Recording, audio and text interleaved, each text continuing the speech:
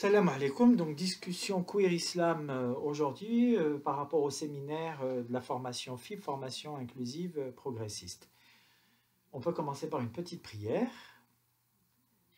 Inna alhamdulillah, nahmaduhu wa nasta'inuhu wa nastaghfiruh, wa na'udhu billahi min shururi anfusina wa sayyiati a'malina, man yahdihillahu fala mudilla lahu, wa man yudlil fala hadiya lahu.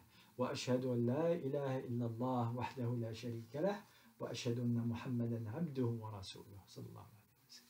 Merci mon Dieu pour tous tes bienfaits, quels que soient tes noms, tes attributs ou tes représentations, et je témoigne qu'il n'y a d'autre Dieu que le divin et que Mohammed, Mahomet, paix et bénédiction sur lui, est l'un de ses prophètes et l'un de ses messagers. Donc, qui veut faciliter ou au pluriel éventuellement la session de ce soir? Qui veut nous rappeler déjà c'est quoi le livre qui a été choisi?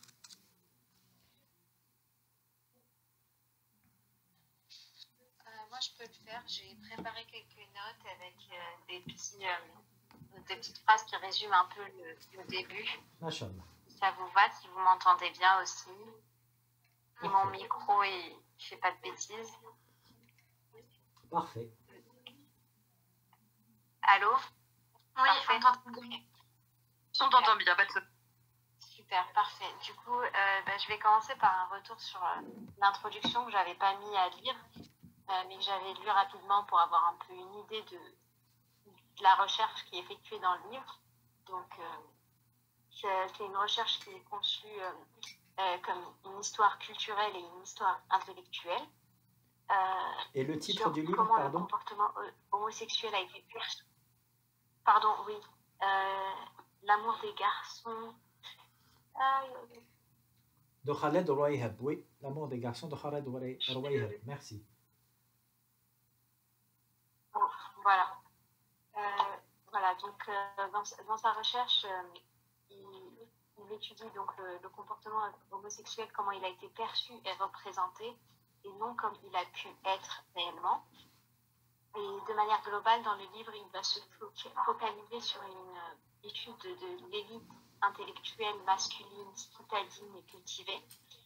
Donc, car la période étudiée est de 1500 à 1800.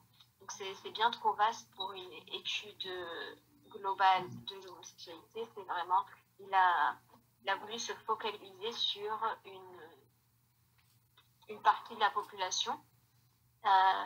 Et il a étudié donc les témoignages textuels, donc les chroniques, les dictionnaires biographiques, les belles lettres, les travaux des mystiques, les écrits des législations islamiques, et principalement qui ont été produits dans des agglomérations urbaines, donc le Caire, Damas, Alep, Bagdad, la Mecque, Médine, entre autres.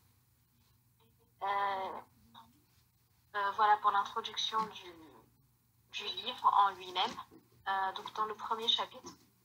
Juste une petite question, t'as dit de 500 à 1800 ou de 1500 à 1800? 1500 à 1800. Merci. Ouais, normalement c'est le 14e siècle. Non, le 16e siècle, du coup 1500 c'est le 16e. Oui, c'est le 16e siècle. 16e siècle. Et après 1800 c'est le 19e siècle. Donc c'est quand même assez long. 16e au 18e siècle. Et c'est la partie arabo-islamique de l'Empire ottoman. Donc c'est la partie, ça j'ai oublié de préciser, du coup c'est à l'intérieur de l'Empire ottoman et à la partie qui est arabo-islamique et dont les grandes villes que j'ai citées. Donc ça c'est l'introduction du livre en lui-même. Maintenant, nous, ce qu'on va étudier, ça va être le premier chapitre. Dans le premier chapitre, on nous parle donc de la classification des personnes qui n'est pas selon que les personnes étaient classifiées selon leur rôle de préférence dans les relations sexuelles plutôt que comme aujourd'hui. Voilà. Donc, oui. Oui, donc le rôle rôle de préférence, donc l'idée d'avoir une personne active et une personne passive, et pas, donc la personne, l'actif n'est pas considérée comme étant homosexuel. Voilà. Et l'idée aussi qui est, voilà, pardon, merci. Et l'idée aussi c'est que du coup le passif est féminisé et donc considéré comme jouant le rôle de la femme. Et donc ça c'est vraiment l'introduction vers le chapitre 1. Donc dans la partie qu'on va étudier, on a cette idée qu'il n'y a pas de langage sous lequel on va rassembler actif et passif. Est-ce qu'on peut juste revenir du coup, faire peut-être un tour de table déjà sur cette introduction qui effectivement est assez riche d'un point de vue conceptuel, que tu as bien présenté, je trouve, connaissant l'ouvrage. Est-ce qu'on peut peut-être faire un tour de table si des gens ont des questions, des réflexions? Moi, j'aurais une première réflexion, le fait que, comme vous le savez sans doute, je ne sais pas, mais le titre traduit, très mal traduit, je trouve, en français, parce que l'œuvre originale est en anglais et ça s'appelle Before Homosexuality. Et donc ça fait beaucoup plus sens parce que c'est avant l'homosexualité, avant l'invention du concept identitaire d'homosexualité et, 10 ans plus tard, d'hétérosexualité. Ça, c'est fin 19e siècle en Europe. Ça n'existait pas avant, effectivement, comme tu l'as très bien dit, de catégoriser les gens par rapport à leurs activités, leurs sexuelles, leurs performances sexuelles, leurs désirs sexuels, d'une part. D'autre part, une représentation assez patriarcale, finalement, tournée vers le plaisir de l'homme actif, pénétrant, viriliste, masculiniste, etc.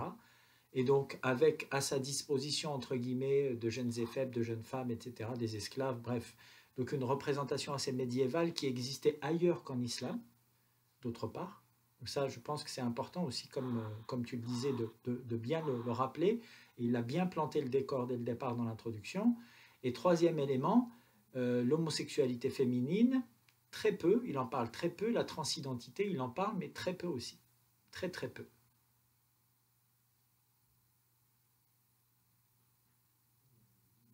Je vais rebondir sur ce que tu as dit, je trouve ça super intéressant. Notamment sur le fait que tu parles de l'avant-concept, enfin si on peut dire ça comme ça, entre guillemets, hein, mais de la détermination, on va dire, d'homosexualité ou d'hétérosexualité.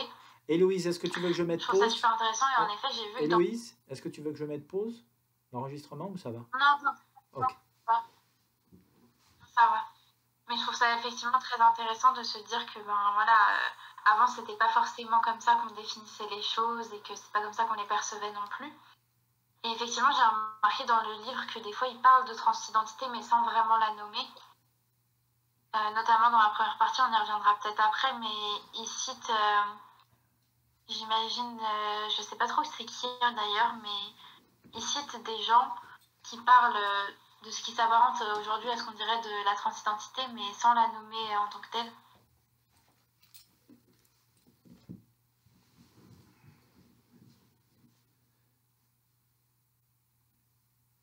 D'accord.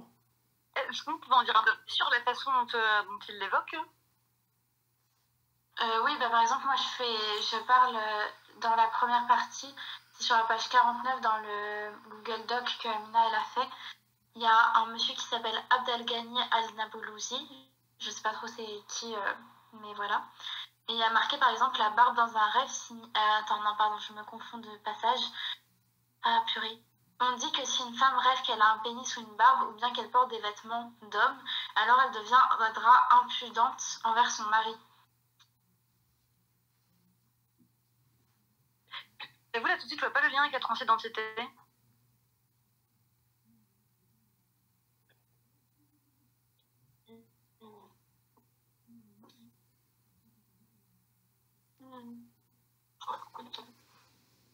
J'avais remarqué par contre, enfin, je suis pas sûre si ça fait sens, mais il y avait un moment où j'arrive pas à me souvenir, je suis désolée. Alors peut-être qu'on va défricher. Peut-être qu'on va défricher ça, mais peut-être qu'on peut laisser Amira effectivement revenir sur ces points en nous présentant le chapitre que tu as sélectionné, du coup, de passer de l'introduction maintenant au bouquin, au contenu. D'accord. Merci. Ok. Au contenu de la partie que j'ai choisie. Exactement. Ok. Oui. Donc, donc dans cette partie-là, il parle de comment on observe qu'il y avait une classification selon le rôle durant les relations sexuelles, donc actif ou passif. Il n'y a donc pas de langage pour rassembler l'actif et le passif. Donc pas d'idée d'homosexualité, mais bien que donc il y avait une attirance pour les garçons qui jouent le rôle du passif, qui ne sont pas considérés comme un homme, parce qu'il y a cette idée du manque de barbe.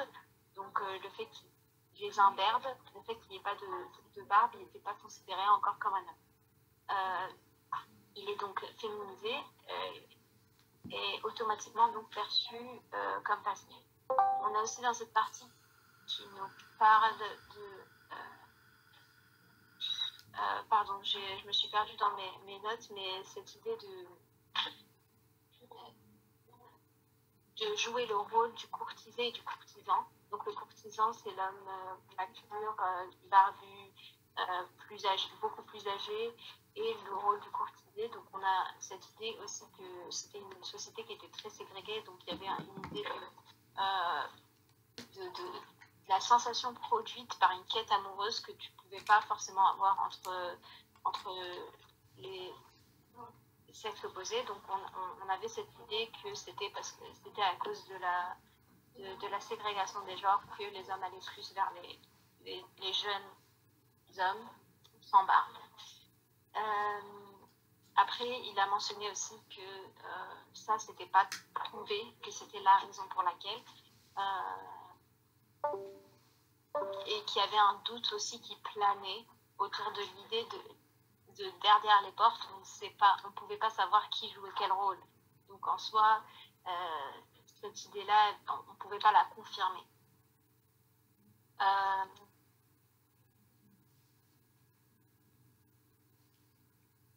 Je pense que c'est tout ce que j'ai à dire sur cette partie-là pour l'instant. Et il y a le titre aussi qui est important.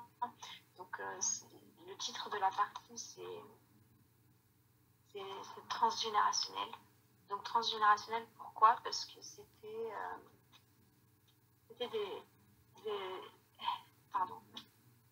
donc des étudiants. En fait, cette idée de faire des études à l'époque, c'était vraiment d'aller vers un professeur et d'apprendre sous son aile.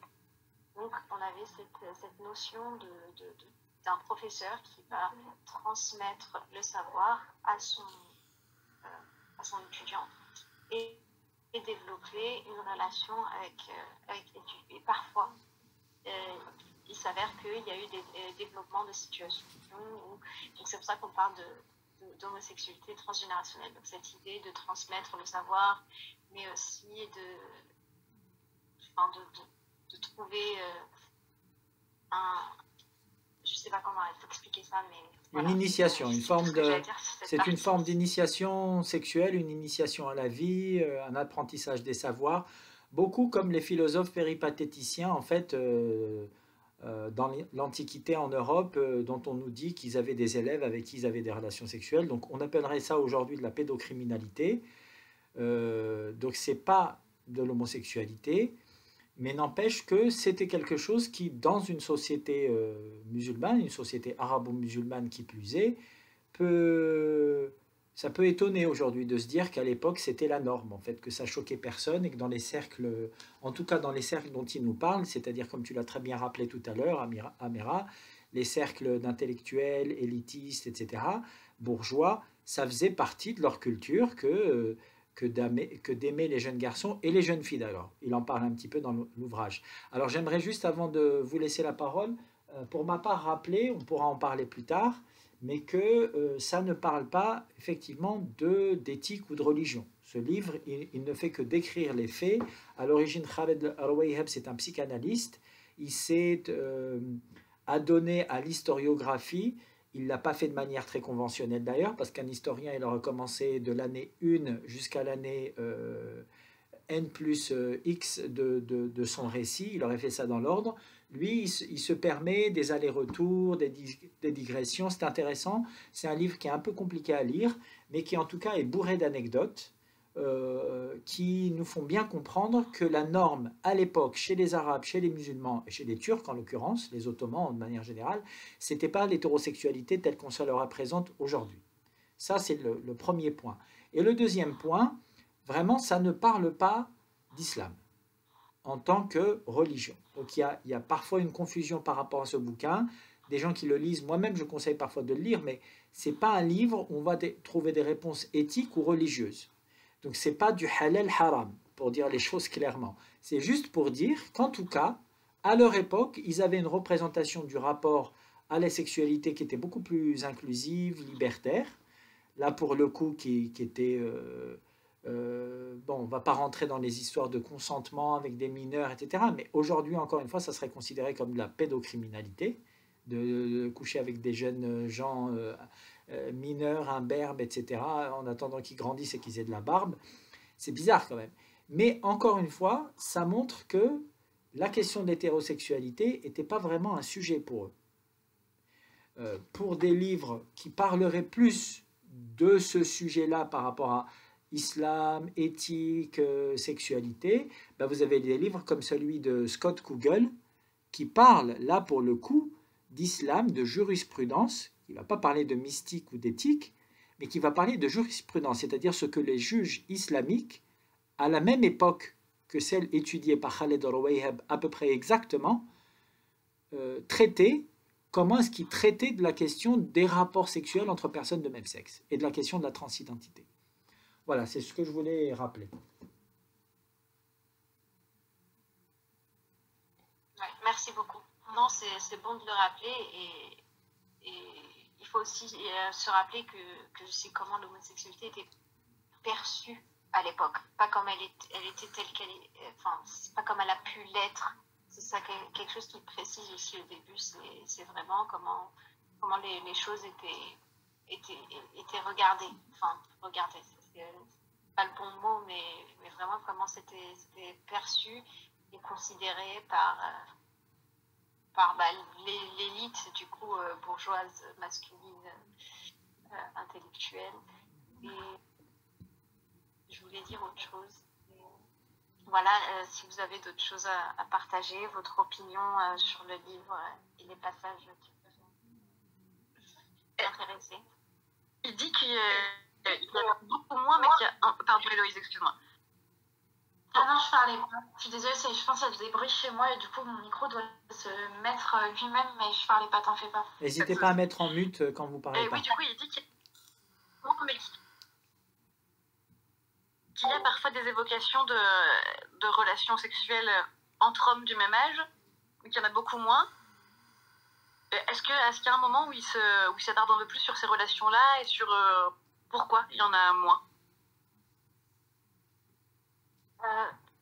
Du coup, de ce que je sais, c'est que lui, enfin, j'ai pas lu tout le livre, mais je sais que lui, il se base du coup sur les écrits et les témoignages textuels donc de l'élite bourgeoise.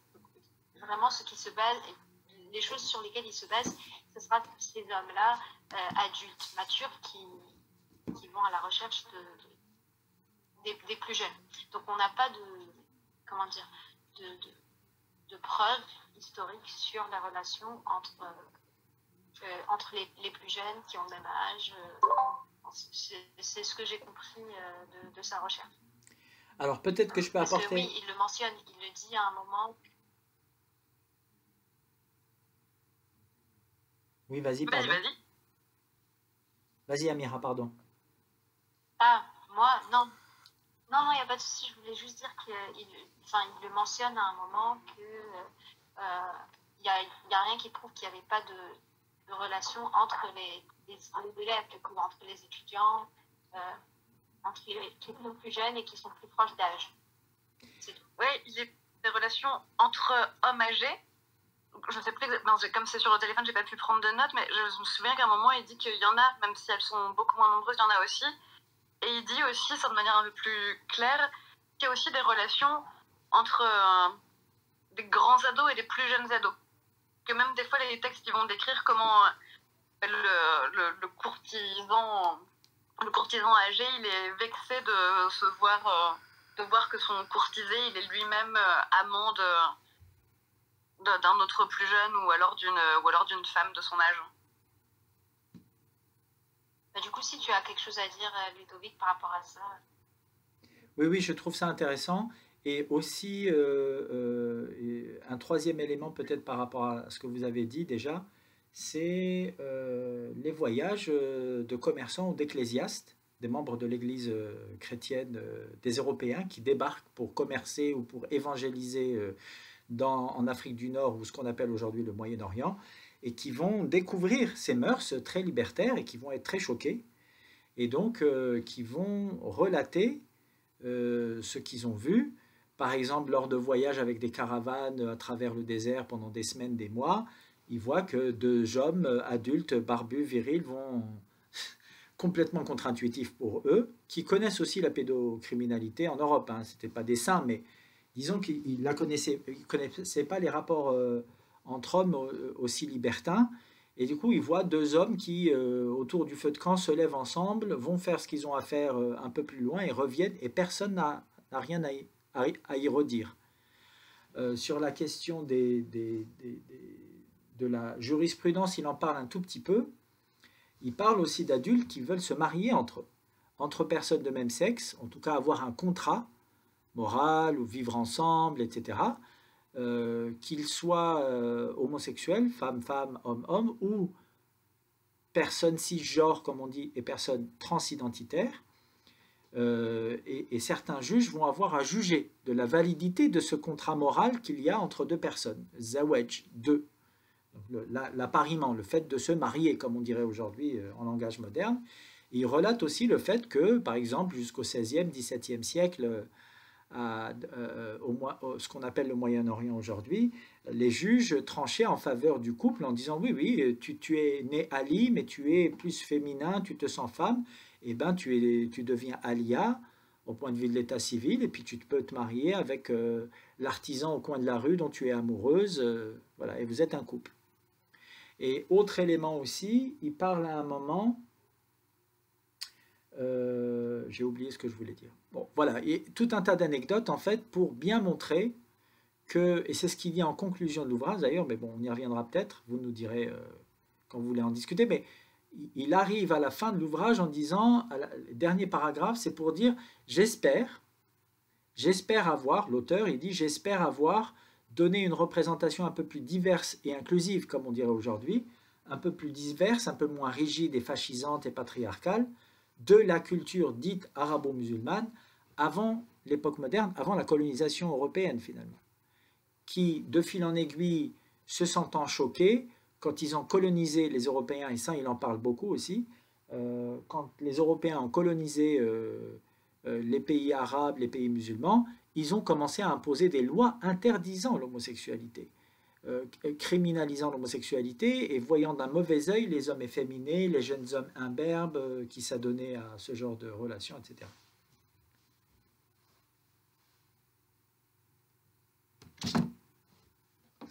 Petite question aussi, parce que dans le texte, et j'avoue c'est très déstabilisant d'un point de vue du XXIe siècle, que les jeunes garçons courtisés sont contents de ces attentions qu'ils reçoivent, etc.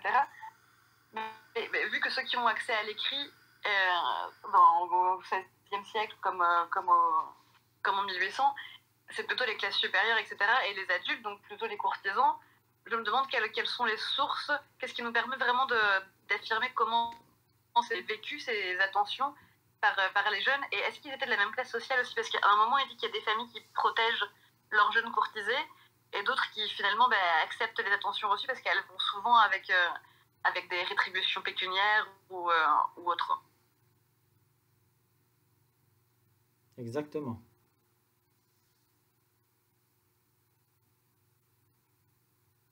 Dans certains écrits, il y a même des traces de...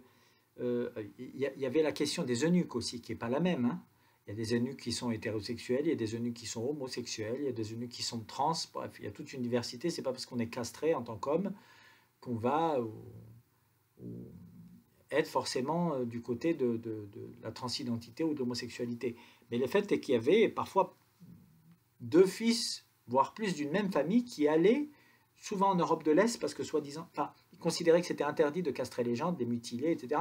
Mais par contre, ils acceptaient volontiers d'employer des eunuques une fois qu'ils venaient à eux de l'étranger, vers les pays musulmans.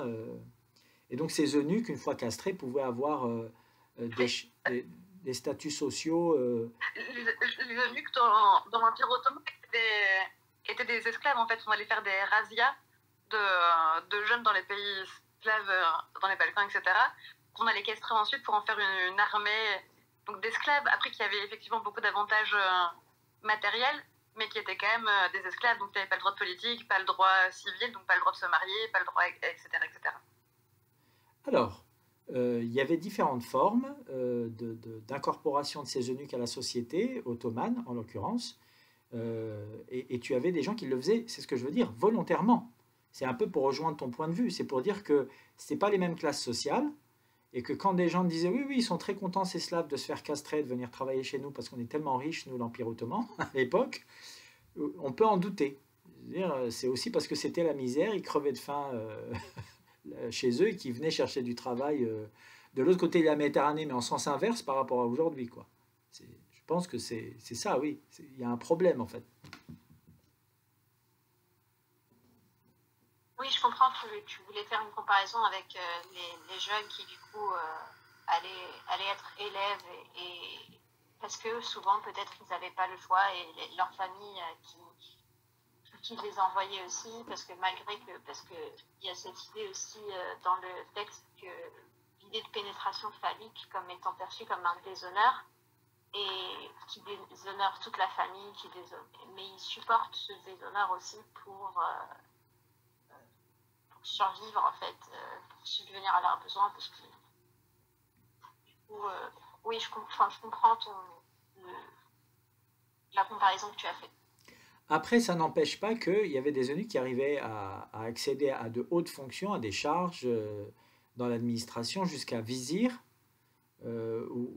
pardon, pas vizir, mais troisième personnage de l'État qui était gardien des lieux saints de la Mecque et de Médine, juste après le sultan et le vizir. Donc, ils pouvaient se marier, adopter des enfants, parce qu'ils ne pouvaient pas en avoir, évidemment. Donc, il y avait une diversité aussi par rapport encore une fois, à cette représentation du rapport au corps, à la masculinité, à la sexualité. C'est ça, je pense que, voilà, encore une fois, on n'est pas dans l'éthique chez Khaled al-Wahhab, on n'est pas dans le religieux, certainement pas, là pour le coup c'est sûr, mais on n'est même pas dans l'éthique en fait. Il parle vraiment d'identité en fait, et de diversité des identités, et finalement indirectement, et c'est toujours pareil, quand on prend ce genre de sujet, on tire le fil pour savoir comment une société donnée fonctionne. Est-ce que les femmes ont des droits, accès à l'éducation, elles peuvent travailler? Est-ce que les minorités de genre, les minorités sexuelles ont des droits? Est-ce qu'elles sont respectées? Est-ce qu'elles sont plus ou moins exploitées? Est-ce qu'il y a de l'esclavage ou pas, etc. Ben, ça en dit quand même long sur une société donnée, et je pense que c'est ce qu'il essaye de faire. Il tisse comme ça différentes représentations, différentes anecdotes, pour qu'on ait une représentation plus riche de la façon dont les identités de ces gens-là, à l'époque, se développer, s'affirmer plus ou moins ou pas. Et effectivement, la question économique est super, super importante. D'ailleurs, quand Sarah, tu disais, ils cachaient leurs jeunes gens parfois dans certaines familles pour qu'ils ne se fassent pas rapter, violer, etc. Ça arrivait aussi apparemment quand le sultan allait en visite, par exemple en Europe, dans certaines villes comme Venise, la noblesse de Venise aller à la campagne ou bien cacher ces jeunes gens parce qu'ils savaient que, en tout cas, voilà, la réputation de la noblesse de l'autre côté de la Méditerranée, c'est qu'ils étaient bisexuels et qu'ils ne s'embarrassaient pas du consentement des jeunes gens, en fait. Je me demandais, est-ce qu'on sait si, par exemple, il y a certaines familles qui, par exemple, en échange du droit, enfin, de l'éducation de leurs enfants, acceptaient, entre guillemets, que leurs enfants soient, entre guillemets, soient victimes de pédophilie, enfin ce qu'on appelle aujourd'hui de la pédophilie, mais par, comme on disait, des grands maîtres. Pédocriminalité, oui, c'est mieux. Ouais, c'est ce qu'il dit dans le livre.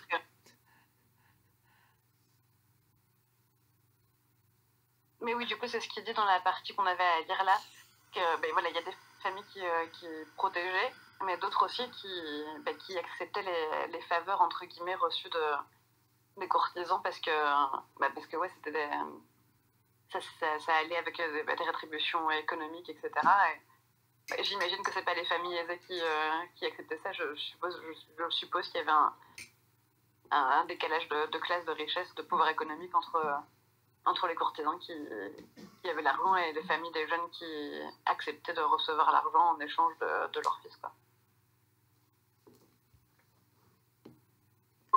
Alors peut-être que je peux juste rajouter un tout petit point, Ouais. si vous voulez, avec ce livre dont on a aussi discuté avec Amira et Female Homosexuality in the Middle East. Et donc l'auteur, Samar Habib, qui est d'origine chrétienne palestinienne, docteur en historiographie ou en sociologie, je ne sais plus, a écrit ce livre il est traduit et disponible en PDF, normalement en ligne, en français aussi. Et c'est intéressant parce que ça parle d'homosexualité féminine et d'homosexualité telle qu'on se la représente aujourd'hui, avec des couples de femmes ou d'hommes, mais surtout là en l'occurrence de femmes, avec bien sûr le consentement, un projet commun, une vraie vie commune en fait, le partage d'un héritage aussi parfois, vivre sous le même toit, parfois éduquer des enfants ensemble. Elle parle beaucoup d'érotisme et de plaisir sexuel, bon, pas très étonnant, bref, c'est très vendeur j'imagine. Mais c'est cru, mais en même temps, toutes ces questions que Rouayheb se pose en disant ah, on ne sait pas trop qui fait quoi. Elle rentre clairement dedans. Ma sœur, on a couché ensemble hier, c'était mieux que 1000 pèlerinages. Bon, bref, des trucs très crus, très imagés, très homosexualité féminine, en fait, tels que ces femmes le vivaient, des textes qui sont pour la plupart anonymes. Et du coup, ça nous fait rentrer dans une certaine forme d'intimité de ces gens-là, mais aussi une certaine représentation de ce qui s'est passé derrière ces portes, parce que Khaled Rouayheb, il s'arrête un petit peu à la porte en fait, et il te dit, moi je ne sais pas trop ce qui se passait derrière, mais voilà ce qui est relaté. Je ne sais pas ce que vous en pensez.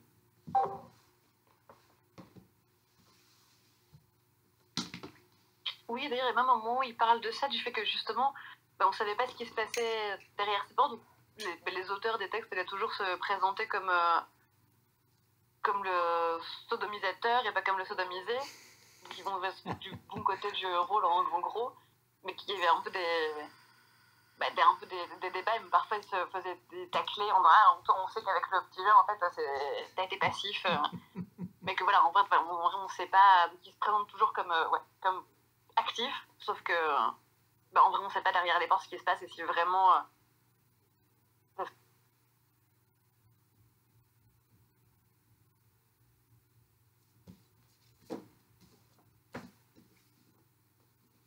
On t'entend plus, hein.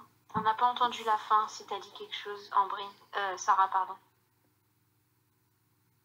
Je sais pas jusqu'où vous m'avez entendu, mais non, du coup, je rebondis juste sur ce que disait Ludo. Donc, dans la partie que nous avons envoyée à lire, à un moment, elle dit ça, effectivement. Avec les petits jeunes, oui, ça on a entendu. On ne sait pas ce qui se passe vraiment derrière les portes, que tous les auteurs se présentent du bon côté de la relation sexuelle comme actif, sauf qu'en réalité, on ne sait pas vraiment ce qui se passe, et des fois, il y a des clashs un peu inter-auteurs, où ils vont s'accuser mutuellement d'être en réalité passif. Ouais. Moi, ce qui est intéressant pour moi, c'est cette idée du genre, des frontières du genre qui sont un peu effacées quand on parle du passif et comme on le considère un peu comme une femme. Et cette idée, cette construction du genre qui est un peu fluide, dans le sens où ils n'ont pas de problème avec l'idée je sais pas comment expliquer ça, mais une conception, disons, moins binaire. Oui, avec le fait qu'un un homme, même s'il est jeune et imberbe, c'est quand même un jeune homme qui peut incarner une certaine forme de féminité, quoi. Ouais. Oui. Ça me fait penser un peu à ce qui se passe encore aujourd'hui en Afghanistan avec les jeunes garçons qui vont être adoptés, entre gros guillemets, par un homme adulte, qui vont être habillés en femme pour danser, pour faire le spectacle, mais on sait aussi que très souvent, il n'y a pas que le spectacle, il y a aussi des pratiques sexuelles derrière. Et je sais plus où je voulais en venir, mais des pratiques sexuelles. C'est pour ça que je me demandais si c'était une pratique. Et on peut venir du même endroit ou... Des pratiques sexuelles qui ne sont pas toujours consenties, ces jeunes sont souvent violés, parfois assassinés, parce qu'ils ne veulent pas qu'ils parlent après. Oui, oui, non. Et donc c'est vrai que du bon côté, c'est-à-dire, ah, je suis l'actif, ça va, c'est quand même très... Enfin, moi je dis qu'il y a quand même les deux facettes hein, de la même médaille, c'est-à-dire qu'effectivement il y a une forme de fluidité, parce que ça arrange en fait le patriarque, celui qui a du pouvoir, de l'argent et du poil au menton en fait, qui est dans le virilisme, et moi je couche avec qui je veux en fait. Et c'est là où je dis que ça ressemble beaucoup en fait à ce qu'on a connu déjà à l'époque antique. L'Europe a commencé à sortir de ça plus rapidement en fait, euh, mais dans la Grèce antique ou dans la Rome antique, il y avait ça aussi. C'est-à-dire qu'un homme, un citoyen libre, avait tout un tas de droits, de voter, de ci, de ça, tant qu'il ne se faisait pas sodomiser, parce que ça c'était un crime dans la plupart des sociétés antiques, à Rome et à Athènes et ailleurs, mais par contre, il pouvait, lui, violer, finalement, qui il voulait. Des esclaves, des jeunes garçons, des jeunes filles aussi. Sa femme, si elle se refusait à lui, même s'il était marié, bon, il y a quand même une sorte de consentement qui n'est pas inutile. Donc il y a quand même, effectivement, une forme de fluidité, et beaucoup d'auteurs le rappellent, hein, qu'il y avait une fluidité entre le masculin et le féminin, qu'ils étaient un peu portés sur la bisexualité. Oui, d'accord, mais quand même très centré sur l'homme viril, actif, pénétrateur, qui a un peu tous les droits, quoi. Je ne sais pas ce que vous en pensez. Oui, tout à fait. Pour moi, c'est pas plus libertaire, c'est juste que l'interdit est mis à un autre endroit que celui qu'on peut avoir chez nous de l'homosexualité, c'est interdit. Là, c'est pas... Ouais, la limite, elle n'est pas définie de la même façon, même pas au même endroit, parce que c'est complètement une autre façon de définir. Mais c'est pas qu'il y a moins de limites, c'est juste qu'elles sont pensées autrement, comme c'est pas... Ouais, c'est pas libertaire, parce que t'as toujours un truc très stigmatisant quand même de... Il faut être dans telle pratique et pas dans telle autre. Oui, enfin, je sais pas si tu avais fini, Sarah, mais il y a aussi un vrai enjeu de domination, même s'il ne se présente pas pareil que dans d'autres sociétés, comme tu dis, Ludovic, hein, mais par rapport à l'âge, par rapport au milieu social, comme disait Amira, enfin, c'est aussi une domination qui fait pression aussi sur le consentement même de gens, parce que même si il y aurait eu imaginons quelqu'un qui dirait oui, ils ont le même âge, etc., s'il y a quand même un enjeu de pouvoir, ça reste que le consentement est très biaisé. Ouais, complètement, Héloïse. C'est pour ça que c'est un peu bizarre pour moi de parler d'homosexualité, parce que tel qu'on conçoit l'homosexualité, ben, il y a de la réciprocité, il y a éventuellement de l'amour, même en tout cas, il y a de la réciprocité dans la sexualité. Et là, pour moi, on parle de complètement autre chose, de pédophilie, en fait. Hein. Et donc, alors, parce que je comprends le fait d'en parler pour définir l'idée que justement les identités sexuelles, etc., n'étaient pas conçues de la même façon, et que tu pouvais coucher avec des individus à pénis sans être considéré comme homosexuel. Mais c'est embêtant de parler d'homosexualité quand en fait voilà, on parle de pédophilie. Et du coup, ça alimente le vieil amalgame très réactionnaire de homosexualité, pédophilie. Ouais, je suis d'accord avec toi, surtout que c'est un truc qu'on entend souvent. Des trucs, si on autorise l'homosexualité, bah, pourquoi pas garder des tribus quand on y est, des trucs comme ça. Je comprends totalement. Et je voulais en rajouter encore sur cette idée de... Bah, en fait, c'est interdit dans leur jurisprudence, dans leur texte islamique et tout, c'est considéré comme illicite, c'est considéré comme les relations anales entre hommes sont interdites. Et c'est vrai que l'idée là, c'est que elles sont interdites pour la population globale, pour les petits qui ne peuvent... Enfin, les pauvres, la population en elle-même. Là, on est en train de parler d'une élite bourgeoise et c'est en rapport avec ce qui se passe dans le monde actuel, en fait, hein, parce que je suis sûre que, comme tu as cité l'Afghanistan, mais je suis sûre que c'est des choses qui arrivent encore dans plein de pays où des hommes de pouvoir qui vont interdire l'homosexualité dans le pays, mais eux, on ne sait pas ce qu'ils font derrière les portes. Et du coup, oui, c'est cette idée-là de la construction de la société, en fait, c'est interdit pour tout le monde, mais pas pour moi. Voilà. Alors, juste sur la question de l'interdiction, c'est très, très intéressant parce qu'il pouvait y avoir, comment dire, une forme de tabou autour de cette question de la féminité de certains hommes adultes. On va dire ça comme ça. Vu que ce n'était pas de l'homosexualité, on le dit, on le répète de plein de façons, c'était encore autre chose. Et très souvent lié à du classisme, à de la pédocriminalité, etc. Mais il n'y avait pas, je dirais pas qu'il y avait une interdiction. Là, de plus en plus, depuis le début du XXe siècle, on voit ces interdictions apparaître et devenir quasi systématiques. Et les gens ont l'impression que ça a toujours été comme ça d'ailleurs.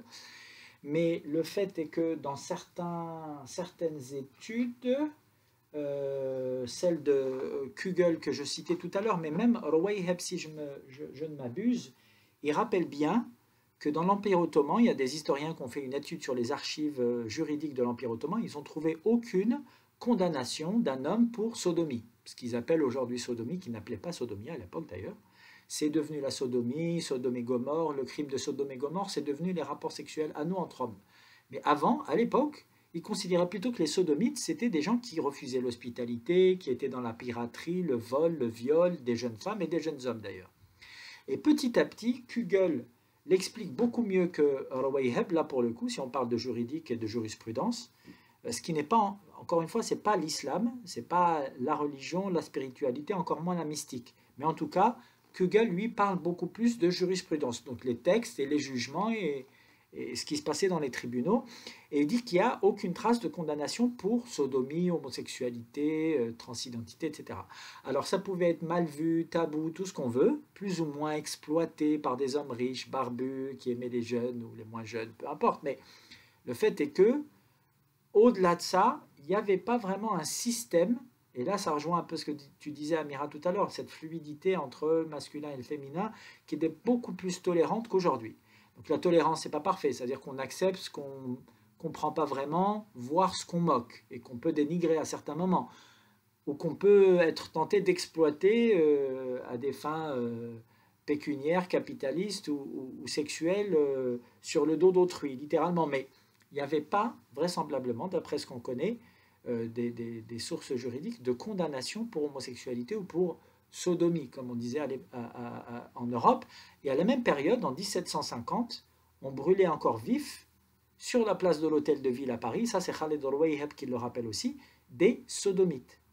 Et c'est là où il montre le basculement, où l'Europe a basculé vers des sociétés de plus en plus modernes, aussi parce que beaucoup de misère, beaucoup de guerres intestines, et beaucoup de, c'est la théorie, hein, on peut tout remettre en question, mais et beaucoup finalement d'individualisation des gens, des gens qui commençaient à compter sur eux-mêmes.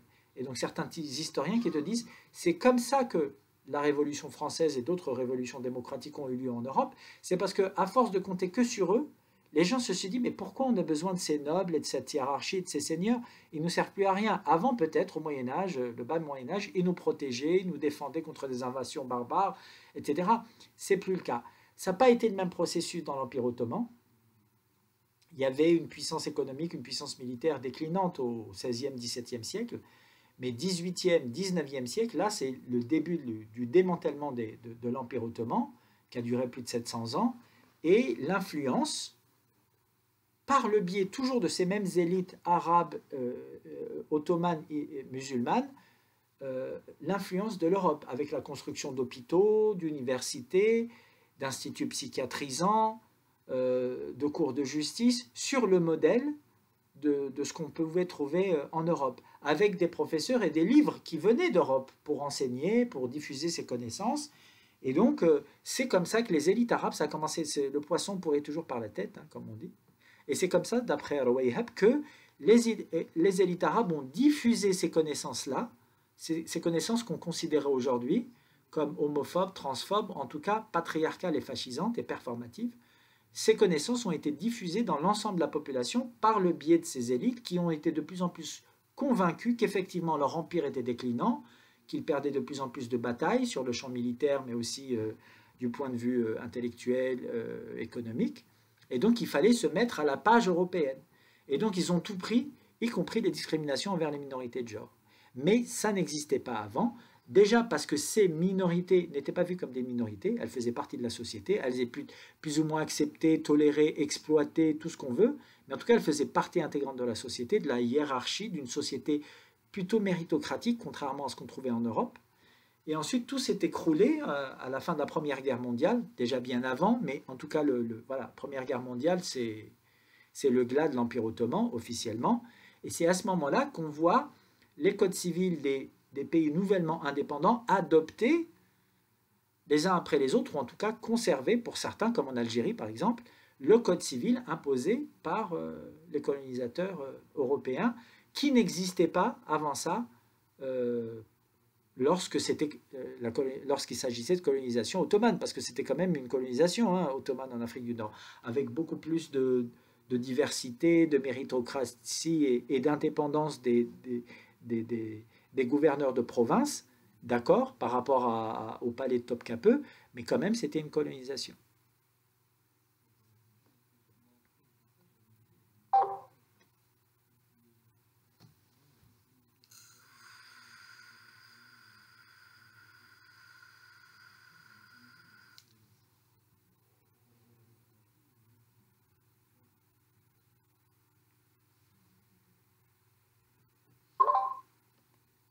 Et donc, qu'est-ce qu'on peut dire de plus? Non, mais j'ai bien écouté et je comprends totalement ce que tu veux dire. Ouais, je sais pas ce qu'on peut dire de plus, mais ça reste important de regarder ça, de comprendre ça différemment. Et voilà. Je sais pas quoi dire de plus par rapport à ça. Après, voilà.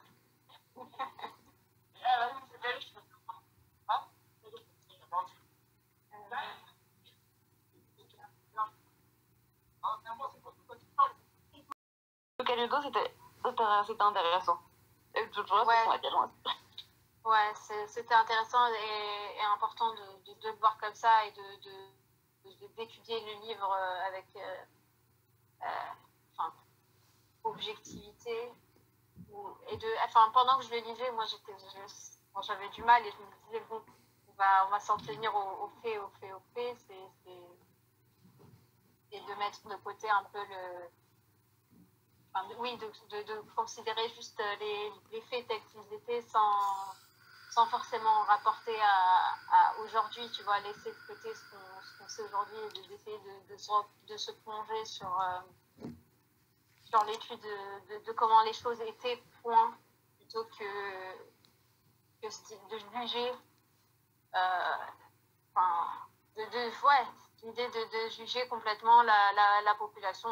Et il y a eu des moments où je me disais, ce livre, il n'est pas très cool, c'est pas une très bonne représentation, mais en fait, c'est un peu une idée c'était comme ça, et c'est différent de ce qu'on peut imaginer. Quand j'avais vu Before Homosexuality, je m'attendais à ce que quand ça parle d'homosexualité et de voir des relations amoureuses intéressantes. Et je suis un peu surprise. J'ai été un peu surprise de l'angle du livre, qui n'était pas vraiment ce à quoi je m'attendais, parce que celui de Female Homosexuality de Samar Habib, j'avais d'abord entendu parler de celui-là. Donc, je m'attendais à quelque chose un peu plus comme ça, comme celui de Samar Habib, mais version masculine. Et de me rendre compte que ça parlait beaucoup que c'était très pédocriminel.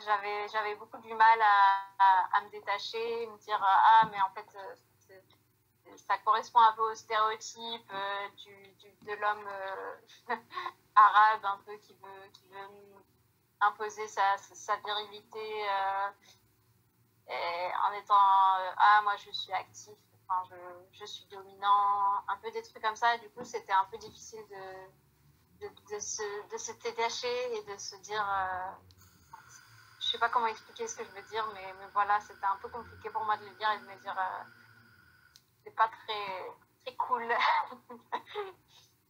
Je pense que je vois ce que tu veux dire, et parce qu'effectivement c'est un peu c'est vrai que c'est très piquant de lire ce truc là, mais ça le rend pas le bouquin moins intéressant pour autant, parce que son propos c'est pas c'est vrai qu'on a tendance à espérer trouver dans le passé un moment où c'était parfait pour pouvoir avoir un mini imaginaire où voilà, c'est cool, tout est cool. Et en fait, c'est jamais comme ça, il n'y a jamais... C'est normal. Ouais. Oui, c'est ça, c'est hop, il y a que la colonisation, que c'était pourri, mais en fait, avant la colonisation, c'était formidable. Évidemment, on a envie de ça, mais bah, ça marche jamais comme ça. En vrai, il n'y a jamais de passé parfait. Et du coup, c'est quand même super intéressant de voir que bah, justement la façon de comprendre le monde qui paraît évidente. Tu couches avec, t'es un homme qui couche avec des femmes, t'es hétéro, t'es un homme qui couche avec des femmes, t'es homo. Ça paraît couler de source, comme c'est aussi facile que bon, bah, t'as un pénis, t'es un homme, t'as un vagin, t'es une femme.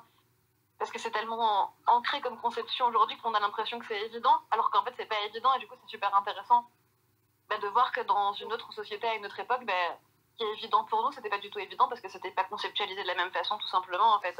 Donc voilà, même s'il est dérangeant à lire, bah, il en est pas moins intéressant sur le plan intellectuel parce que pour voir comment justement bah, la notion d'homosexualité s'est construite et que du coup si elle est si récente et si locale, parce qu'avec la colonisation elle s'est mondialisée, mais à la base c'est pas du tout voilà, une notion universelle qui serait vraie en tout lieu en tout temps et donc qui très probablement, possiblement que si, mais très probablement n'était pas la même à l'époque de la révélation au lieu de la révélation. Oui. Moi, je trouve ça très juste tout ce que vous avez dit et je pense que ça peut aussi faire écho à d'autres livres, entre guillemets, plus classiques. Il n'y a pas que des... Enfin, moi, parce que ça me fait penser à ça, en tout cas, même si ça n'a pas vraiment de rapport, à des livres, des fois, qu'on lit, qui sont anciens, même des classiques de la littérature ou quoi, même qu'on nous demande pour les cours. Et des fois, on se rend compte que y a des choses, à notre époque, ça ne va pas du tout, on n'a pas du tout la même lecture dessus. Alors que pour l'époque, c'était révolutionnaire, ou alors c'était des grandes avancées sociales, même si aujourd'hui, on n'en est plus du tout là, et on est encore ailleurs dans ces réflexions-là. Et même dans des livres d'autres cultures qui sont sur les mêmes enjeux que ceux qu'on peut traverser. Je trouve que c'est intéressant aussi de voir qu'en fonction de la culture dans laquelle on est, la société dans laquelle on évolue, on n'a pas le même prisme sur les choses, et on n'a pas non plus les mêmes engagements, et les mêmes visions, et les mêmes... objectifs entre guillemets qu'on aimerait atteindre dans cette société un peu idéale qu'on pourrait imaginer.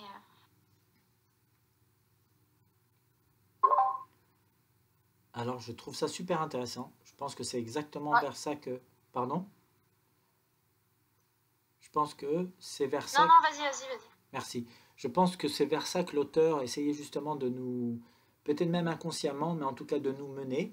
De se dire, c'est pas une question de est-ce que c'était parfait ou pas, est-ce que c'était criminalisé comme ça l'est aujourd'hui ou pas, est-ce que c'était accepté, valorisé, respecté, il y avait des droits pour les minorités sexuelles ou de genre.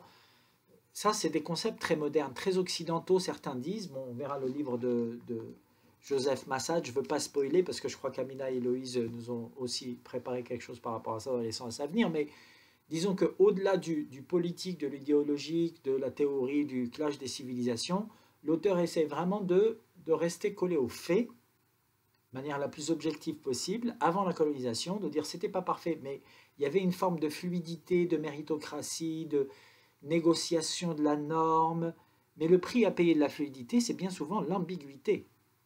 On ne sait pas trop qui est qui, et pourquoi pas après tout. Et il y a plein de gens qui vivent encore dans des sociétés où on n'est pas mis dans des cases, on ne sait pas pour qui tu votes, qu'est-ce que tu manges, est-ce que tu es vegan ou végétarien ou carnivore. Dans ces sociétés européennes, il faut se dire quand même qu'on a beaucoup de liberté, mais le prix à payer, c'est l'absence d'ambiguïté la plupart du temps. C'est-à-dire que tout est catégorisé de manière performative. Aujourd'hui, même ton ordinateur, il en sait plus sur toi que certains de tes amis parfois. Donc on est beaucoup catégorisé, mis dans des boîtes, analysé, etc. Ça, une chose est sûre, ça n'existait pas à l'époque. Pas comme ça en tout cas. Deuxième point, avec cette question de l'ambiguïté, il y a toute la question effectivement de l'affirmation identitaire et de l'affirmation des droits. Du coup, on voit que ça passait beaucoup par l'argent et le pouvoir politique. Donc ça remet aussi les choses dans un autre contexte. De dire que finalement... on se dit que l'Occident, l'homonationalisme, le pinkwashing, finalement l'Occident moderne n'a rien inventé. Il a aussi beaucoup récupéré, dans l'autre sens, de l'Empire ottoman et de ses anciens empires qui utilisaient ces eunuques, qui utilisaient ces hommes efféminés, ces femmes masculines sur le champ de bataille parfois, parce qu'elles étaient plus fortes parfois que certains hommes. Il y a tout un tas de récits aussi par rapport à ça. Bref, donc il y avait aussi une utilisation d'individus qui appartiendraient à ce qu'on appellerait aujourd'hui des minorités sexuelles ou de genre. Et troisième point, je trouve ça super intéressant ce que vous avez dit, parce que du coup ça nous laisse subodorer un peu c'est quelque chose de l'ordre de « Ah d'accord, je comprends pourquoi parfois quand on est, comme moi qui suis né là-bas et qui ai grandi là-bas en grande partie en Afrique du Nord, bref, ou d'autres qui arrivent beaucoup plus tard, d'ailleurs aujourd'hui encore, d'Afrique subsaharienne, d'Afrique du Nord ou de ce qu'on appelle le Moyen-Orient, d'Asie de l'Ouest, on dirait. Pourquoi est-ce que, confronté aux normes occidentales, performatives, modernes, où soit tu es hétéro, soit tu es homo, soit tu es cisgenre, soit tu es transgenre, dis-moi de qui tu es, raconte-moi ton récit. Par exemple, si tu demandes l'asile, parce que tu as fui ton pays, parce que tu es discriminé, parce qu'il y a des lois contre l'homosexualité là-bas, peut-être qu'ils t'ont trouvé, ils ont trouvé certaines personnes à avoir des relations sexuelles avec une personne du même sexe. Mais ces gens-là ne se définissent pas pour autant comme homosexuels. Et ils débarquent ici, c'est la violence de l'exil, la violence de la fuite, de la survie, et ils débarquent ici, ils doivent s'affirmer et se placer dans une catégorie identitaire qui ne leur appartient pas vraiment, ni culturellement, ni personnellement d'un point de vue identitaire. Donc c'est une double violence quelque part. Puis c'est tout un système à appréhender, à comprendre, à essayer de, finalement, comment dire, pas de manipuler, mais en tout cas de manier pour pouvoir s'intégrer. Vous voyez ce que je veux dire? Je ne sais pas si je suis clair, mais le fait est que ça nous donne aussi une représentation de ce qui se passe aujourd'hui, en fait, des conséquences de cette histoire-là, du XVIe, du XVIIe siècle, ensuite la colonisation, les luttes contre les colonisations, les homonationalismes, etc., une forme de récupération. Et aujourd'hui, on est là avec tout ce bagage des deux côtés de la Méditerranée, avec des gens qui sont parfois encore dans cette fluidité, dans cette ambiguïté, et c'est tout à fait leur droit. Et du coup, qu'est-ce qu'on en fait en fait? Qu'est-ce qu'on en fait aujourd'hui, nous, en tant qu'individus? Qu'est-ce que vous en pensez?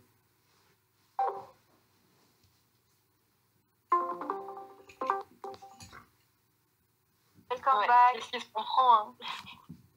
Pardon? Il est de retour.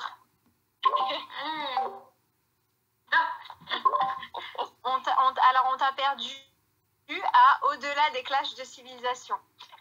Ah ouais, c'est tard. Non mais je disais que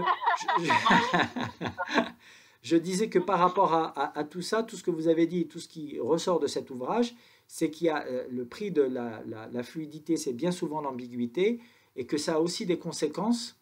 Ça nous apprend aussi quelles sont les conséquences de toute cette histoire des deux côtés de la Méditerranée par rapport à la question du genre, de l'identité, du sexe, de la sexualité, sur des individus qui aujourd'hui sont au croisement de différentes cultures, qu'ils aient grandi là-bas et qui vivent ici, ou qu'ils soient réfugiés et qui demandent l'asile ici. Ça nous en dit aussi beaucoup sur cette question de la fluidité, de l'ambiguïté, de l'affirmation identitaire ou pas, de telle ou telle façon, pour tel ou tel individu.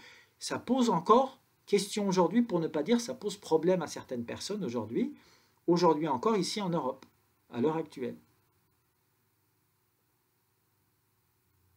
Et donc je vous demandais, qu'est-ce que vous en pensez? Je n'ai pas bien compris, Ludo. Qu'est-ce qui pose problème encore aujourd'hui? Ah oui, il faut vraiment que je refasse tout, pardon. Non, je disais, mais c'est pas plus mal, comme ça je le refais. Peut-être plus clairement, je vais essayer. Et je disais, oui, il y a plusieurs éléments qui ressortent de ce que vous dites, et puis la lecture du livre aussi de l'auteur qui nous amène petit à petit vers une déconstruction qui n'est pas idéalisée, qui n'est pas panégérique, qui est juste factuelle, la plus objective possible. C'est ce qu'il nous dit d'ailleurs. Et donc, on se rend compte qu'avant la colonisation, c'était pas parfait, ça n'a pas à l'être d'ailleurs, que la colonisation, c'était pas tout blanc, tout noir, mais c'était quand même beaucoup de pression, et donc un renforcement des virilismes, des masculinismes, et des lois finalement, de fait, objectivement, des lois criminalisant l'homosexualité et la transidentité, et qu'aujourd'hui, après les luttes de décolonisation, certains pays anciennement colonisés, en Afrique du Nord, dans les pays arabes, ont conservé ces lois criminalisant les identités de genre minoritaires. Et du coup, on a des gens, par exemple, qui viennent réfugiés, demander l'asile ici parce que chez eux, on les a considérés comme étant trop efféminés, ou peut-être qu'une fois, ils ont eu un rapport sexuel avec une personne du même sexe, peut-être parfois juste par essayer, ou par besoin, par envie, par je ne sais pas quoi. Pof, on les a catégorisés comme homosexuels ou trans. Ils débarquent ici, ils fuient leur pays pour survivre, ils demandent l'asile, et on leur dit, il faut absolument que tu colles au code des identités queer. Donc il faut que tu sois plein de couleurs, plein d'exubérance, que tu t'habilles de couleurs colorées. Sinon, ben, on sait de fait, d'expérience, que c'est plus compliqué pour quelqu'un qui est très considéré, à tort ou à raison, comme très masculin, très viriliste, très noir, très arabe, d'obtenir l'asile pour homosexualité, parce qu'on ne va pas le croire la plupart du temps. Parce que ce n'est pas les codes que les Occidentaux ont dans la tête. Donc je disais aussi, le prix de la liberté en Occident, c'est beaucoup la performativité, la catégorisation. C'est-à-dire que si tu es libre, vous m'entendez? Oui, on t'entend. Oui, oui, oui. Ah, j'ai eu peur. J'ai cru que j'allais devoir reposer. Donc vous voyez ce que je veux dire, c'est qu'il y a quand même cette question de la fluidité dans l'ambiguïté, de l'affirmation, plus ou moins affirmation identitaire. Elle pose encore question aujourd'hui encore. C'est pas réglé toutes ces questions-là. Mais ce que tu dis, c'est super intéressant et je trouve que notamment, même dans les espaces queer qu'on peut imaginer très ouverts d'esprit et sur plein de notions, c'est pas dénoué de racisme, enfin c'est pas une immunité, c'est pas immunisé du racisme et de ce qu'on retrouve dans le reste de la société et des autres oppressions qu'on peut retrouver. Et je trouve que c'est toujours important de se le rappeler parce qu'on le voit, enfin personnellement je l'ai déjà vu dans des espaces queer où tu sens que t'es pas vraiment le ou la bienvenue et où tu sens qu'il y a des suppositions qui sont faites à ton égard avant même qu'on sache en fait ce que tu ressens ou même ta sexualité qui ne regarde finalement que toi. Et c'est des suppositions qui sont faites où peut-être on a pas avoir l'impression que tu as des intentions malsaines juste parce que tu corresponds pas à des cases qui sont définies. Et je trouve que c'est intéressant de voir ces questions-là aussi qui peuvent limiter en fait dans une forme de choses qu'on voudrait très ouvertes. Oui. Franchement, je prends totalement je suis totalement d'accord avec toi et dans ce sens-là où j'ai eu moi-même cette expérience où étant voilée, d'aller dans des espaces queer et d'être comment dire, perçue un peu comme une menace, comme une intruse en fait dans cet espace-là ou parce que je me conforme pas donc à cet idéal de queerness. Mais moi ce dont je voulais parler, je pensais que t'allais aller dans cette direction-là. Vous me dites si vous voulez pas changer de sujet, vous avez quelque chose à dire, Sarah ou Ambrine, sur le sujet. Mais c'était aussi cette idée d'idéalisation d'un passé précolonial. Donc cette idée qu'on était parfait avant que le colonialisme arrive et du coup que ça casse un peu cette envie-là de lire ce livre et de se rendre compte que c'était pas parfait, et de cette idée qu'il y a beaucoup dans les sociétés postcoloniales où avant la colonisation on était mieux et on veut retourner à ce passé un peu idéal précolonial. C'est aussi un peu une réaction à l'infériorisation et à beaucoup de la construction d'une identité négative. Donc la colonisation, elle va construire une identité de l'autre qui est inférieure, qui est négative. On vous a civilisé en vous colonisant. Et donc vraiment cette idée d'aller à l'encontre de la notion civilisatrice. Et donc je pense que c'est pour ça qu'on veut retourner on veut imaginer un passé idéal pour contrer cette idée que vous nous avez sauvés en nous colonisant, et du coup en opposant ça on était, et du coup il y a cette idée aussi de vouloir maintenant s'opposer à tout ce qui vient de l'Occident. Donc c'est aussi ce qu'on avait mentionné quand tu n'étais pas là, mais cette idée de pas vouloir s'associer au mouvement LGBT occidental, et il y a une montée aussi d'homophobie dans le sud global à cause de cette idée de rejeter tout ce qui vient de l'Occident pour en fait se protéger un peu et protéger un peu son identité. Je suis désolée, j'ai viré vers une autre conversation, mais c'était juste un commentaire, c'était juste une parenthèse par rapport au fait qu'on ait mentionné l'idéalisation du passé précolonial. Voilà. Oui, merci. Je trouve ça super intéressant. C'est exactement à ça que je pensais, à ce genre de représentation identitaire et quel type d'affirmation identitaire, personnelle, collective, on peut penser individuellement et collectivement, parce que cette forme de panégérisme, de c'était tellement mieux avant et c'est tout la faute au blanc, c'est une forme pour moi d'homonationalisme aussi. Donc chez Massad, c'est ce que je retrouve aussi chez d'autres auteurs. Ils ont raison sur tout un tas de points, objectivement, de mon point de vue, et puis d'un point de vue historiographique, c'est indéniable. C'est des ouvrages, des thèses très bien construits, très bien ficelés, génial, on apprend plein de choses, mais dès qu'on parle de la question identitaire d'un point de vue nationaliste, culturel, clash des civilisations, bah, tu as l'impression qu'il y a beaucoup d'auteurs sur ces sujets-là. Ce n'est pas le cas de Khaled Rouayheb, et j'ai beaucoup apprécié son bouquin pour ça, même s'il est parfois un peu touffu, encore une fois, etc. Mais je trouve que souvent les auteurs nous demandent quelque part de choisir un camp, en fait. Et moi, je ne suis pas là pour faire de la politique, en fait. Je ne suis pas expert en sciences politiques, en clash des civilisations. Ce n'est pas mon sujet, ça m'intéresse à la marge. Et c'est tout à fait un outil que j'aimerais à l'avenir continuer d'utiliser de manière ponctuelle, mais ce n'est pas le cœur de mon sujet, en fait. Et je ne vois pas pourquoi on devrait tous s'intéresser à la politique idéologique, partisane, performative. Est-ce que ce n'est pas justement renforcer ces mêmes normes qu'on dit vouloir déconstruire?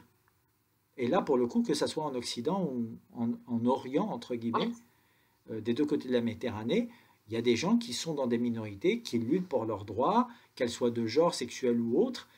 Et le problème, c'est la norme qui s'impose à tout le monde. C'est une minorité un peu patriarcale, qui a de l'argent, etc. Un peu comme Khaled Rouayheb qui décrit, hein, et qui impose cette norme de manière plus ou moins fluide et méritocratique, ou pas du tout, selon les périodes, selon les va-et-vient économiques, les hauts, les bas politiques, mais en tout cas, on ne sort pas de ce modèle. Il y a une minorité qui a plus de pouvoir et d'argent et qui impose aux autres la façon dont on doit s'affirmer, dont on doit être soi-même, dont on doit être heureux d'être soi-même, etc.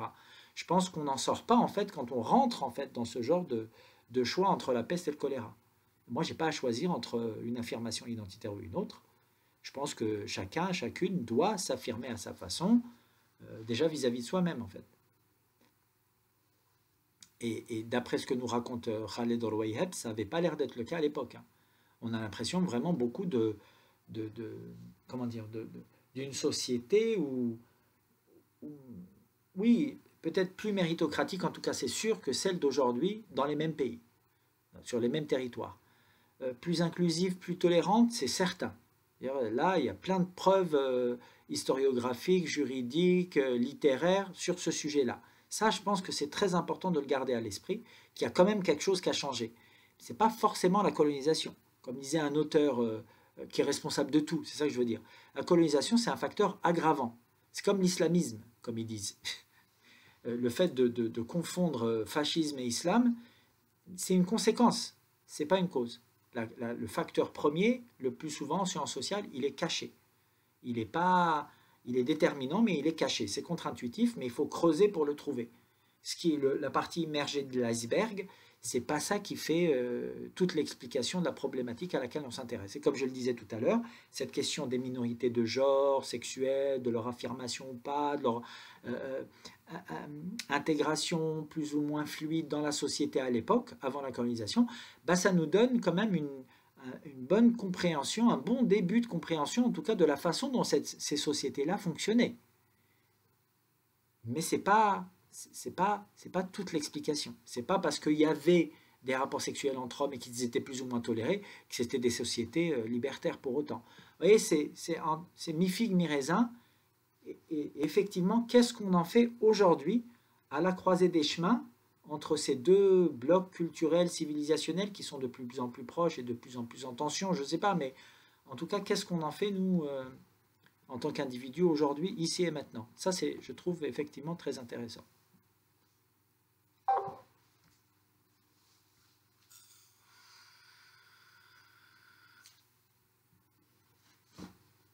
En vrai, je trouve qu'on ne peut pas s'abstenir d'une lecture politique parce que ces normes, comment elles se sont construites, c'est à travers ces politiques, en fait. Et la colonisation, effectivement, c'est pas l'alpha et l'oméga parce qu'elle s'inscrit sur des sociétés qui sont préexistantes, qui ont déjà des mœurs, etc. Donc, c'est pas une page blanche, mais elle va quand même largement modeler ce que sont devenus les pays anciennement colonisés, surtout pour des pays comme l'Algérie qui ont subi une domination vraiment ultra profonde. C'était pas seulement une domination administrative où on vient prélever la peau, c'était vraiment, ça agissait sur les infrastructures, même sur le psychisme même des individus, vraiment sur absolument tous les enjeux de la vie quotidienne, même de la vie quotidienne, même de la vie psychique, intime, etc. Donc c'est un modelage ultra profond, plutôt un démodelage ultra profond de la société qui est devenue la société algérienne.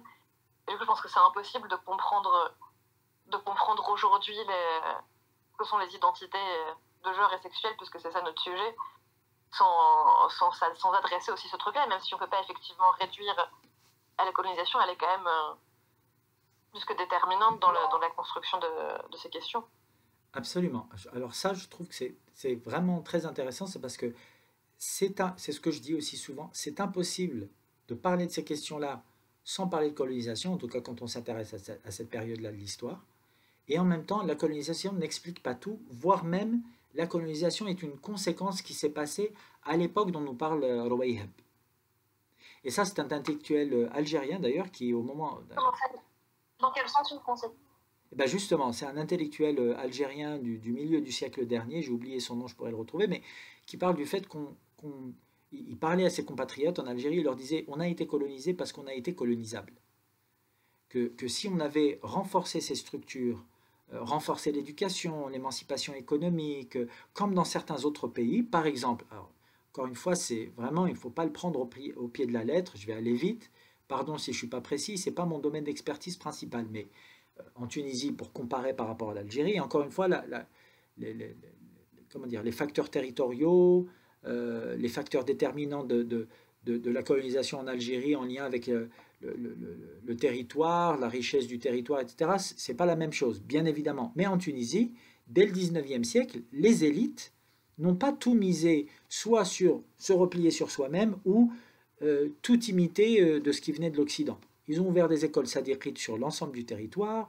C'est aussi pour ça que les femmes en Tunisie sont en moyenne plus éduquées que dans le reste du monde dit arabo-musulman. C'est aussi pour ça que quand il y a eu une révolution, les révolutions arabes, printemps arabe, bref, plus ou moins printemps d'ailleurs, parfois hiver arabe, ça a commencé aussi au Maghreb et en particulier en Tunisie. C'est pour ça que le taux d'éducation aujourd'hui encore, de manière générale, il est plus important dans certains pays comme la Tunisie. Bref, il y a des choses qui font que, déjà au XIXe siècle, il y a des choses qui se sont décidées au sein de ces populations, qui ne se sont pas décidées, enfin, ils n'ont pas pris les mêmes décisions dans d'autres pays. Donc l'Algérie, c'est vrai que c'est un cas particulier, aussi parce que, contrairement à, je ne sais pas, l'Égypte, encore une fois, je ne veux pas paraître comme quelqu'un qui dit ah ben vous voyez, vous auriez dû vous soulever plus rapidement. Mais l'Égypte s'est soulevée plus rapidement contre la colonisation ottomane. C'est ça aussi que je disais tout à l'heure, c'était des musulmans, des orientaux, peu importe comment on les appelle, ça restait une colonisation, les Ottomans. Ce n'était pas aussi sévère et parfois cruel qu'en Algérie avec la colonisation française, clairement.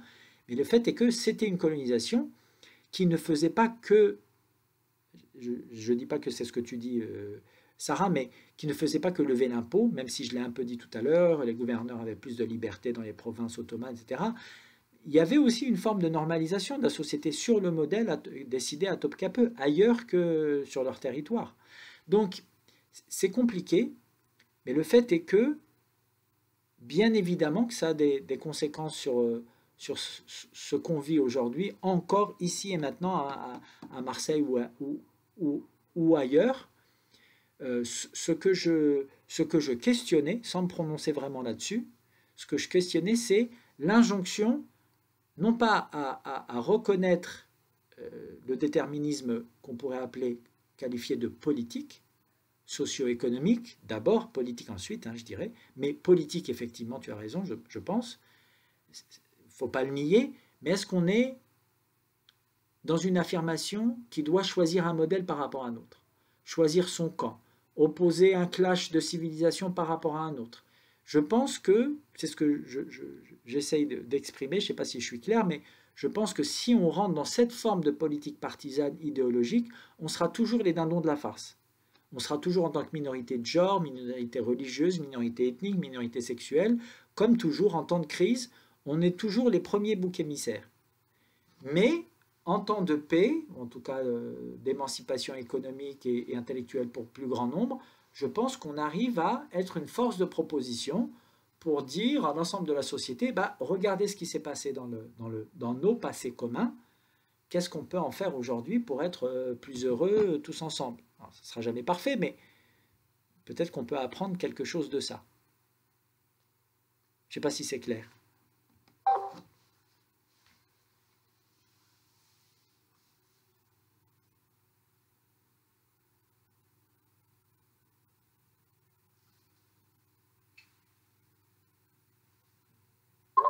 Vous m'avez entendu? Alors,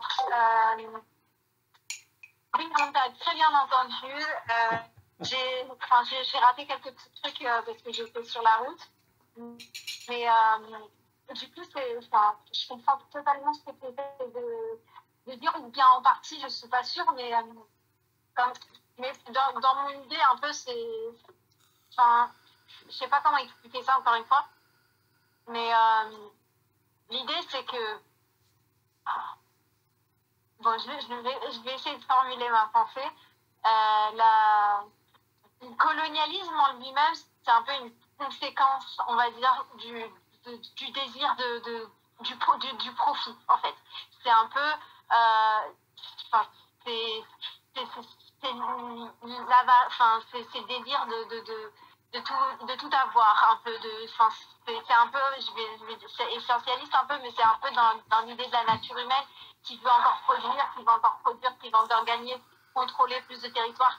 Et l'idée donc de l'interdiction pour moi, comment je me l'explique un peu l'idée d'interdiction de l'homosexualité ou le contrôle, en fait, c'est plus une idée de contrôle de la reproduction. Parce que pour faire grandir, pour contrôler plus de territoires, pour contrôler des populations, et on contrôle la sexualité, on contrôle donc la reproduction des êtres humains et pour les pousser à faire plus d'enfants, plus de travailleurs, plus de. Et on a cette idée de c'est pas très en rapport avec ce que tu disais, mais l'idée là, c'est que ça vienne des Blancs ou que ça vienne de nous à l'époque, on aurait très bien pu être, donc faire la colonisation à grande échelle, et c'est pas une question mais du coup, moi ce que je vais... L'idée, c'est d'étudier plutôt les conséquences de ce que ça a sur nous. Donc ça, c'est comme tu as dit, c'est un fait, c'est quelque chose qui s'est produit. Mais ce qui est intéressant d'étudier, du coup, c'est les conséquences sur notre psyché, sur notre vision de nous-mêmes, sur notre perception et sur la conception de nos identités. Du coup, comme tu disais, c'est l'homonationalisme de construire une identité basée un peu sur, comme je disais tout à l'heure, je suis désolée, je ne suis pas super éloquente et mes idées, elles sont un peu farfouillées, mais comme tu disais tout à l'heure, cet homonationalisme, cette idée de construire une identité contre quelque chose,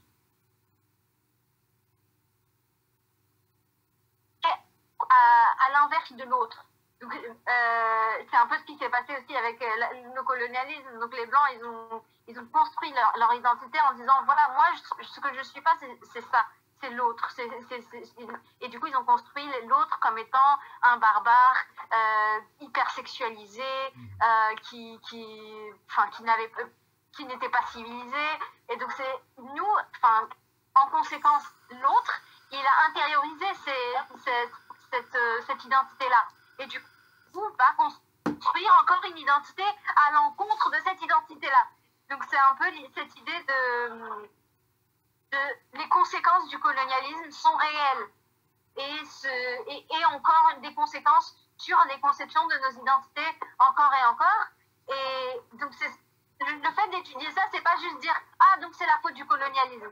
C'est pas une question de « Est-ce que c'est la faute du colonialisme ?» C'est une conséquence du colonialisme. C'est un peu une idée voilà, c'est pas juste... Mais je suis d'accord avec toi qu'on fait trop souvent cette idée de c'était mieux avant, c'était mieux avant que les Blancs n'arrivent, c'était à la faute des Blancs.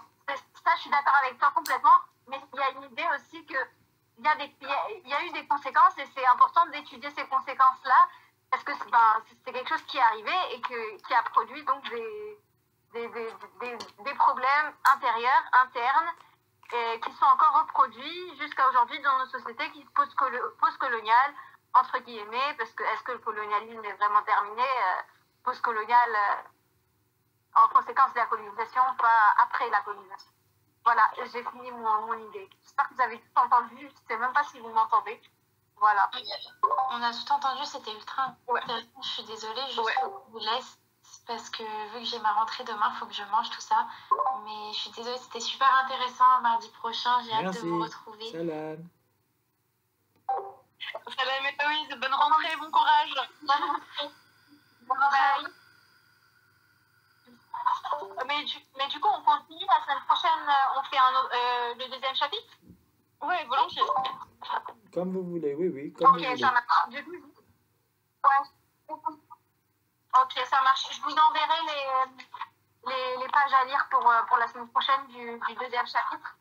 Alors, est-ce que le deuxième chapitre, on n'aurait pas déjà couvert en grande partie par nos discussions ce soir le deuxième chapitre? Est-ce qu'on repasse un coup ou est-ce qu'on passe à un autre livre? À vous de voir, en sachant que c'est tous les 15 jours. Hein. La semaine prochaine, c'est temps libre, hein, normalement.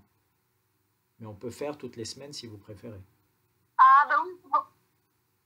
Ouais, c'est pour ça que je posais la question par rapport à la semaine prochaine, si on allait...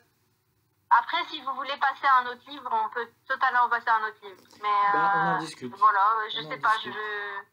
On voit sur le groupe Alors, WhatsApp. j'avoue que je veux bien le chapitre 2. Oui, on en discute, ouais. Oui. Il y a une bonne idée d'en discuter. Mais oui. Mais moi, ça me va. Hein. Si vous voulez refaire un chapitre 2, ça nous permet de repasser une couche là-dessus avec grand plaisir. Oui, parce qu'en plus, même si on a évoqué plein de choses, comme c'est quand même un sujet que pour beaucoup, j'imagine, on découvre, je pense que c'est quand même bien de le creuser un peu plus, de le détailler un peu plus, quoi. En tout cas, moi, c'est si on détaille un peu plus. Mais après, si la majorité veut passer au livre suivant, je suivrai. Non, mais c'est vrai qu'on a beaucoup parlé ce soir. On a beaucoup parlé, ce soir, fluidité, masculinité, pédocriminalité, colonisation, affirmation identitaire, homonationalisme. Ça fait pas mal de thèmes. Si dans le chapitre 2 ou un autre chapitre, il y a des termes qui commencent à émerger, peut-être un chapitre plus consacré à la transidentité. Si je me souviens bien, il y en a un qui en parle préférentiellement. Enfin bref, on peut voir. Ça marche. Je vais regarder tout ça et je vous envoie les différentes options. Je vais regarder les thèmes qu'il y a dans les chapitres et je dirai ça. Voilà. Inch'Allah. Et après, sinon, on passera à... Ouais, Inch'Allah. Inch'Allah. Normalement, c'est la semaine dans 15 jours, mais ça peut être la semaine prochaine si personne ne propose quoi que ce soit pour le temps libre. Il n'y a pas de souci. Ouais, ça marche. Très bien. On fait ça. Merci beaucoup pour le taf, Amira et Ludo. Oui, merci beaucoup, Amira, c'était trop bien. Merci de la participation. Une petite prière avant de partir. Subhana rabbika rabbil izzati amma yasifun wa salamun ala al-mursalin walhamdulillahi rabbil alamin. Merci mon Dieu, tu es plus grand et plus merveilleux que tout ce que nous pouvons imaginer. La paix et les bénédictions sur les prophètes et les prophétesses. Et merci à vous pour vos contributions. À demain ou à la semaine prochaine, Inch'Allah. Salam. Merci beaucoup. Au revoir. Merci. Salam. Salam.